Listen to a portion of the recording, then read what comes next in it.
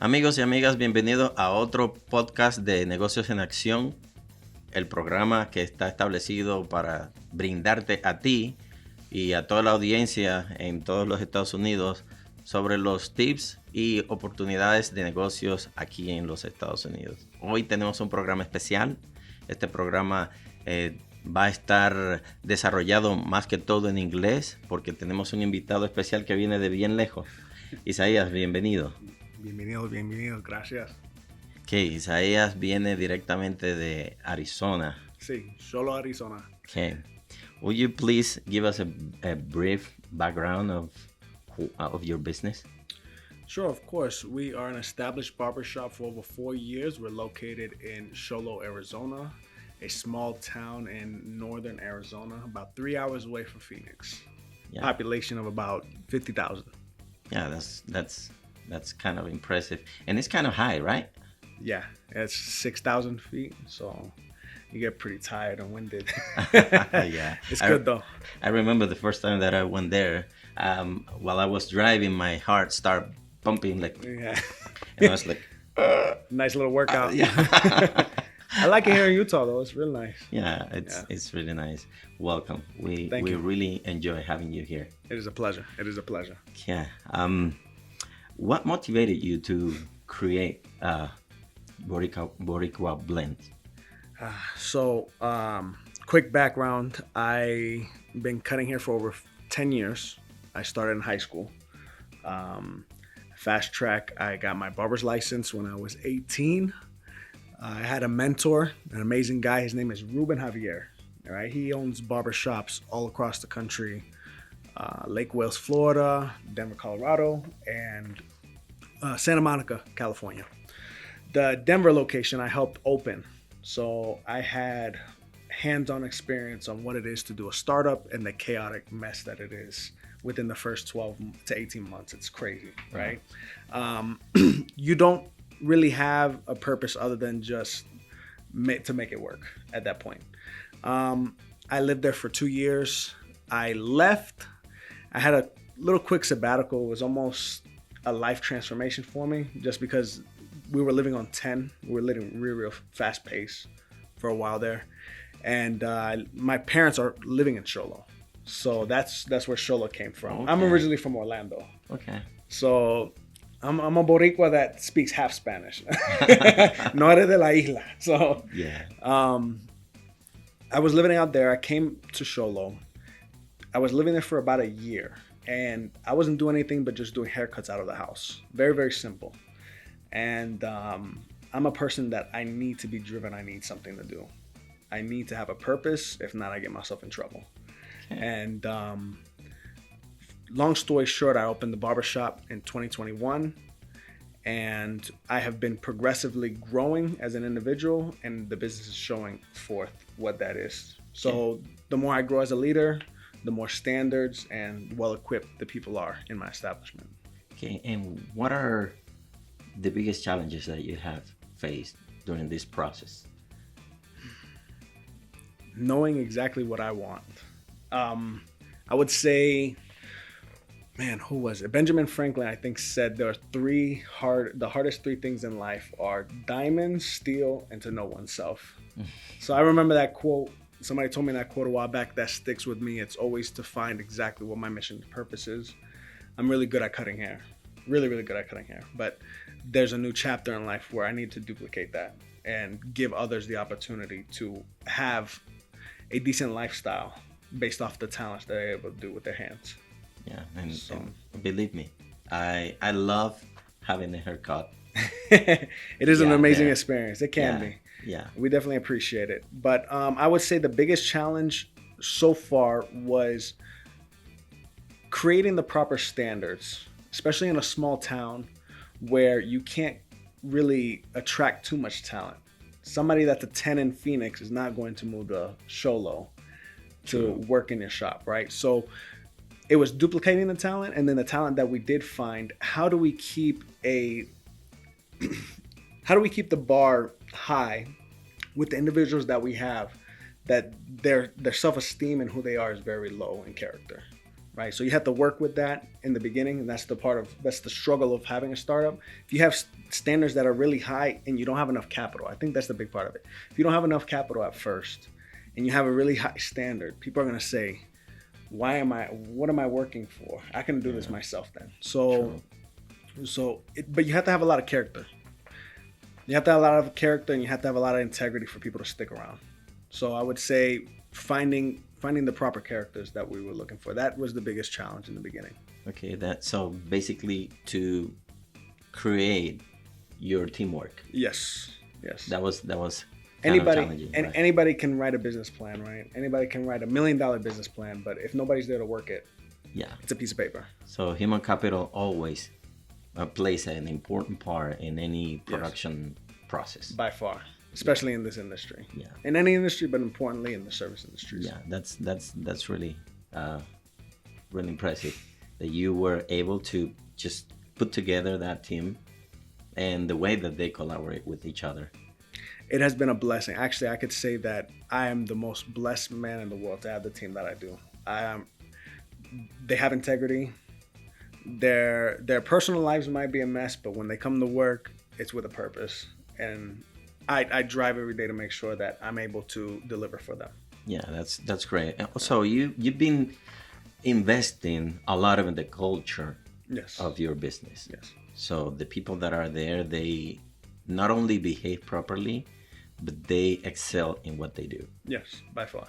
Yeah, that's one of the most important things that we have to work on. And I think that if you are going to start all over again a business, what would you do differently?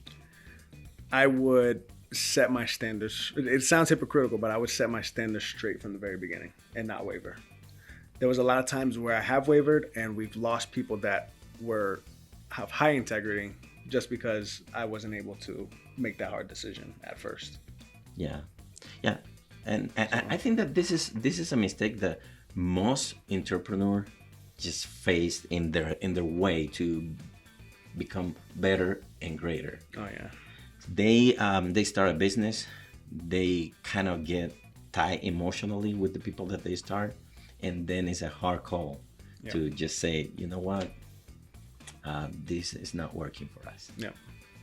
And I think that it is smart to consider to just pull the trigger when it's time to put it. Of course. To pull it. Of course. And then what's next then? We just opened a barber academy.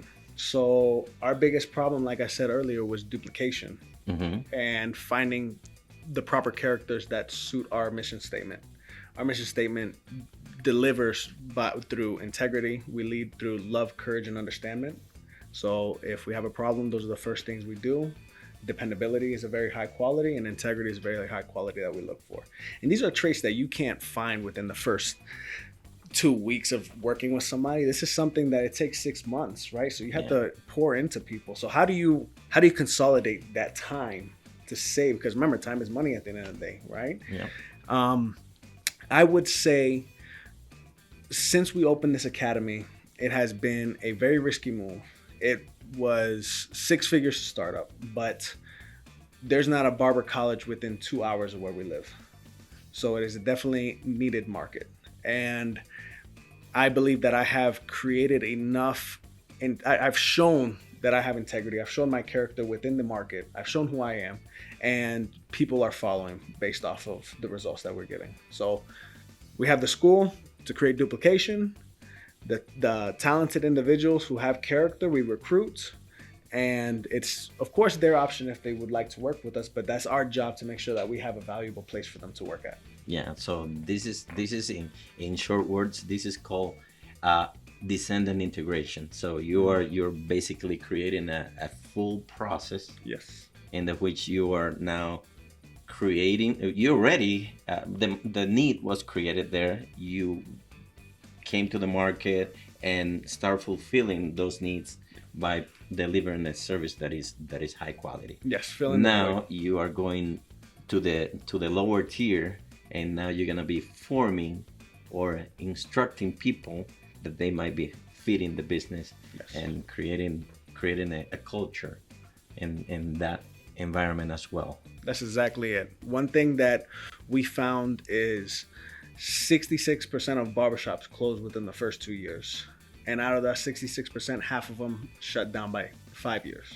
So that's less than 17% rate of success for barbershops. And we want to make sure that we have a place for people when they start off and they want to get into the career, they can actually retire from cutting hair. Oh, that's great. That's the main goal. Great. This is really good. The first time that I met you, I saw that potential. I don't know if you had a conversation with my son that happened to work for you, but then I was like, dude, this is great. This is awesome.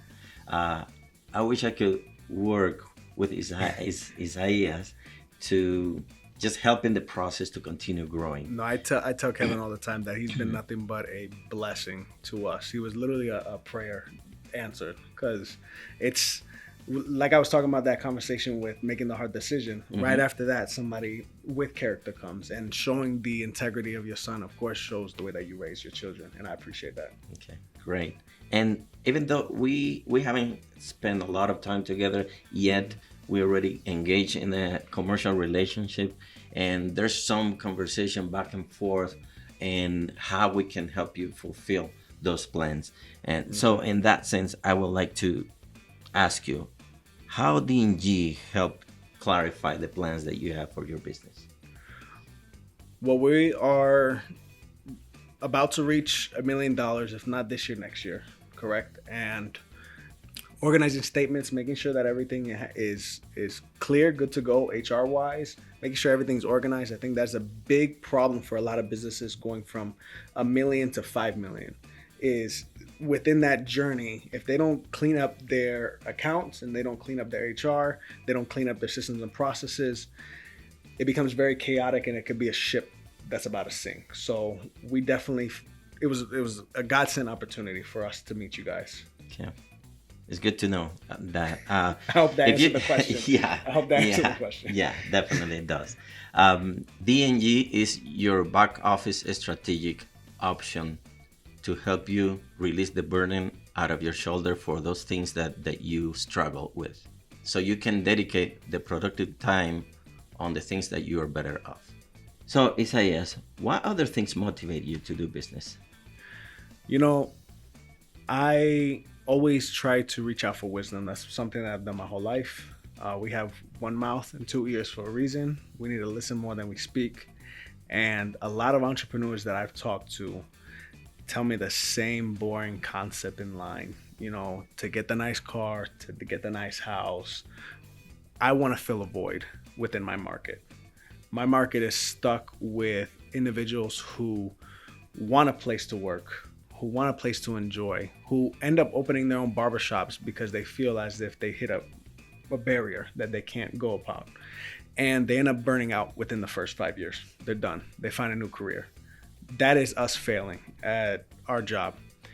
And I think the most exciting thing for me is to actually create something, to build a brand, to build a business that people can rely on and trust, that they can retire from and have quality of life and still have the dignity and respect that they helped create.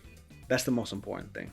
So if you're an entrepreneur, if you're somebody who has amazing ideas, I always love to hear it, because at the end of the day, we want to build a multi-million-dollar business that can help people retire at the end of the day within barbering. Great. This is definitely, it's something that is great to aim to in order to keep moving forward. I know that with your drive, with your passion about barbershop, and with your skills, you're going to be able to accomplish anything that you want. Thank you. It's been a pleasure. ¿Cansado de lidiar con procesos que te quitan tiempo y energía? En D&G Consultant te ayudamos a enfocarte en lo que importa, hacer crecer tu negocio. Nos encargamos de lo demás. Procesamiento de nómina, estimaciones, servicios de recursos humanos, takeoffs, servicios de gerente financiero, servicios de contabilidad y teneduría de libros y marketing digital. Ya sea que estés comenzando o escalando, somos tu back office estratégico. Eficiencia, claridad y resultados. D&G Consultant.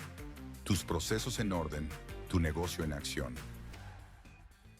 Isaias, let's talk a little bit about break-even point. I know that there's a new chapter that is just coming soon. Yep. To move some part of the operation, or just to create a new part of the operation to Heber. Yes. And we started talking about that. When I saw your financials, I was like, okay, let's talk a little bit about break-even point. And there's a reason for that. Of course. I don't know if you have seen many episodes of people that are really good entrepreneurs. They're really good at what they do. I've seen several on the restaurants. Like they start a business, it's a big boom. They start growing, and they go to the second one, the third one, and one day they receive a cold call that says, you know what, we cannot pay our debts. So that's why we started talking about break-even points. Yeah, that's a tough one. Okay. Can you elaborate a little bit about it? Of course. I mean, you have your fixed costs, right? Your rent, your bills, your gas, things that you know for a fact every month are going to come in. Mm-hmm. And then your variable costs, right? Mm-hmm. So your payroll would be considered part of your variable costs. Yeah, of course. correct. The option of bringing on more expenses to bring in more profit, that's technically what your variable cost is, right? Correct. So once you hit your break-even point, everything after that would be profits. Yes. Correct. So we have basically expenses that are fixed, that are going that way. Yes. You pay no matter what. Yep. You have your rent. You have your, whether you open that day or not. No, at the end of the day. Correct. So you have it there, and then you have another line that comes that way. Yeah. That are your variable costs. Yeah. And those variable costs are basically going on top of the fixed costs. Yes. That way. And they are going to escalate. The more you get into the business, the more you're gonna get that. And then you have your incomes. Your incomes don't come in here on your fixed costs. It comes below. Yeah. So you are in the hole. In the beginning, you're in the hole. So you have to start producing money in order to cover your fixed costs, and then to intercept your variable costs. Yep. Now, a lot of entrepreneurs use themselves as free labor to kind of buffer the variable costs in the beginning, correct? Is that where the trouble comes in, when somebody tries to duplicate something and they are the center focus of the business? I think that this is a big lie. Uh-huh. So, because when you come into a business, you bring value to it. Yeah. Even if it's your own business. Yeah. You bring value. So your costs have to be covered into it. Okay. I mean, it's part of the variable cost, because if you were not there, the business will function. It should, if it's a good business, but I mean, when you started a business, of course, with the startups. Yeah, yes. I started a business, and I was gonna say, you know what, I'm not gonna consider paying myself, because this is going to inflate the variable cost. But isn't that a big mistake in the beginning? What a lot of startups happen is they're in a survival mode, and they don't put themselves as a variable to the cost itself. And then when they try to step away, because that's what happens with barbershops a lot of times. A barber wants to open a barbershop, correct? In his head, his idea is, I work for the money that I create, and I don't have to pay anybody else for it, correct? And then I'm going to bring on barber 1, barber 2, barber 3, barber 4, and they're going to pay the rent, they're going to pay my car, they're going to pay the house, right? What ends up happening is you as the barber get tired of working, because barber 1, barber 2, and barber 3 are not actually paying the entirety of the rent. You're still paying a big portion of the rent off of your income that you bring in. So when you decide to step away from the business, now the net profits are a whole lot smaller than you believe they were. Right? Yeah, it sinks. So it's because this had to be taken into account from the beginning, from the startup. So what you're bringing into the business as a value, have to be bringing into it in order for you to determine what is your breaking point exactly. And especially in this case, that you are creating a new chapter, you are creating a new adventure into Heber, it is important to know to the penny, okay, I'm making money for the day. And then you say, okay, I hit the target, and I had a haircut for 20 people that day. So I know that the last 5 were full profit. Yep. And this is one part that most people get kind of entangled with, and they don't know how to navigate these areas. So that's where that story of the barbershops. I just wanted to clarify that in the beginning. So yeah, when people get into that, and they are actually lying to themselves. Yeah. They believe that they have a profitable business when they don't, and they should be making or tweaking some aspect of the business in an area in order to make it profitable, but they didn't do it because they lied to themselves. They don't own a business. You don't own a business. You secured a job. Yeah. That's what you think. Yeah. you are your employee. Yeah. Correct. And that's totally true. So it's good to know that you have this concept very clear.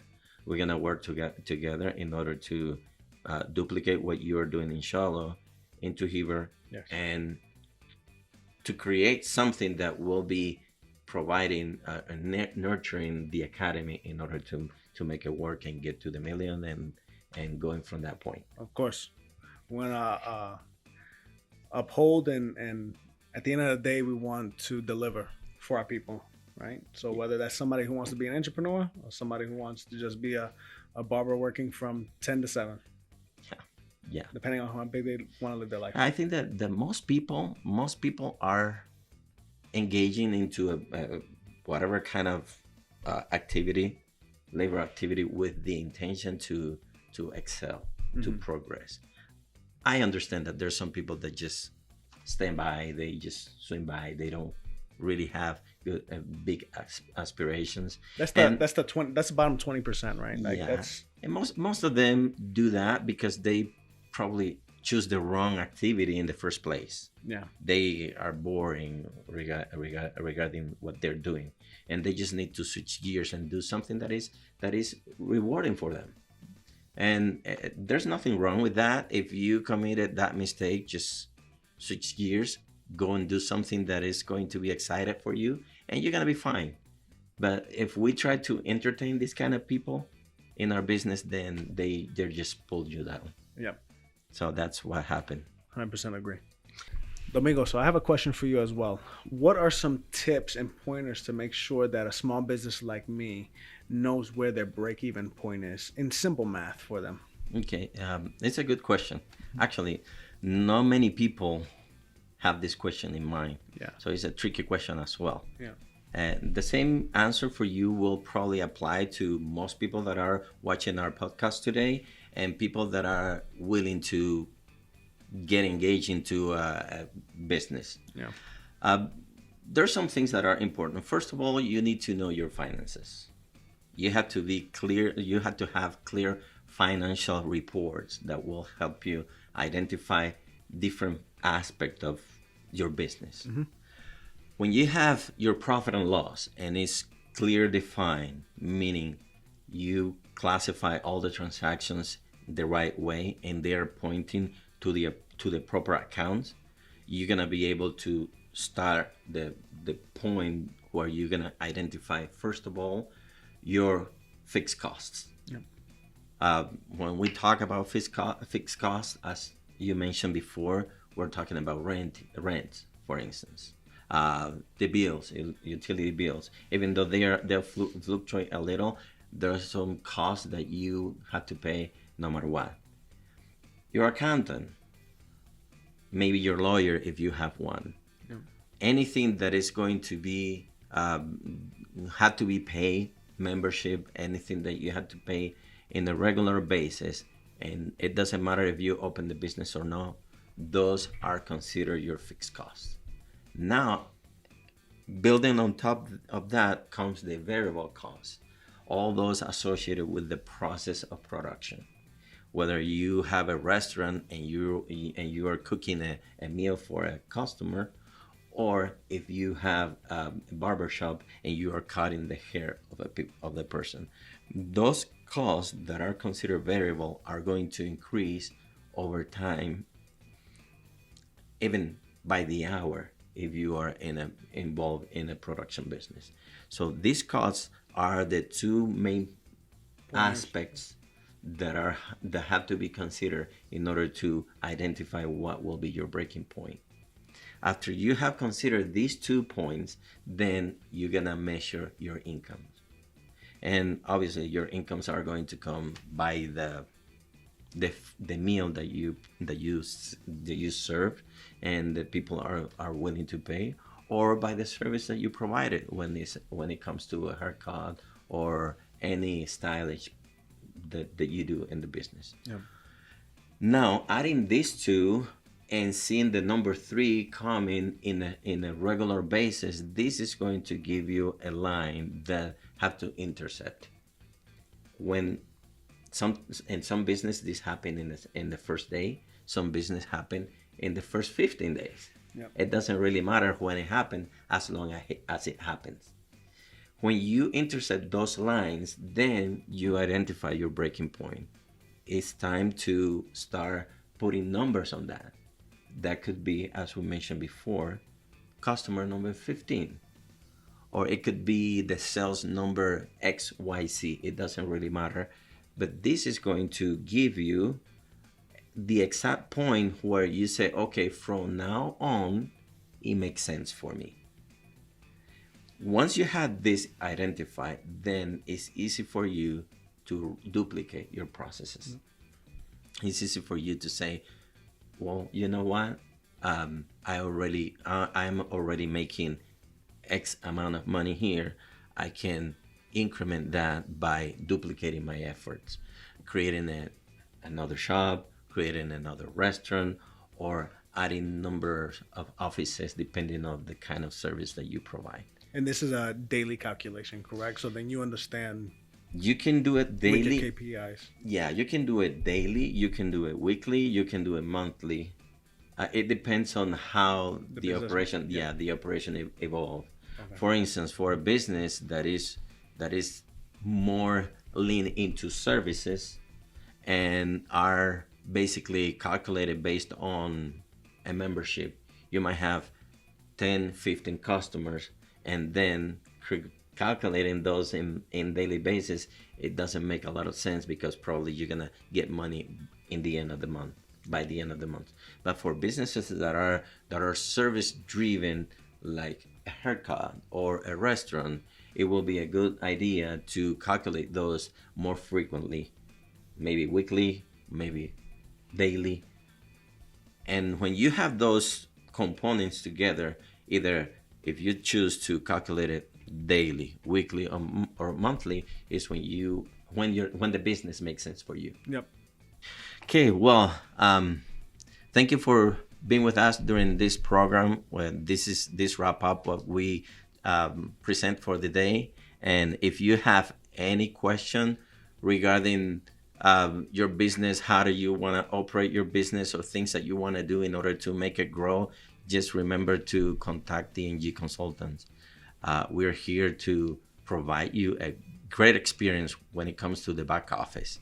So let us know and we will be there for you. If you just happen to be stopping by Show Low, Arizona, a small town 3 hours away from Phoenix, make sure to stop by Boricua Blendz Barbershop, where we have the finest professional barbers to make sure that you look your very best. And as well, if you are somebody who wants to become a barber and fulfill your passion in delivering, make sure to join Bori Barber Academy, an academy in Pinetop, Arizona, who focuses on you, the student, and making sure that you maximize your career efforts with quality, sanitation, marketing, business development, and the craft itself. Thank you, Domingo. It's a pleasure. Thank you for being here.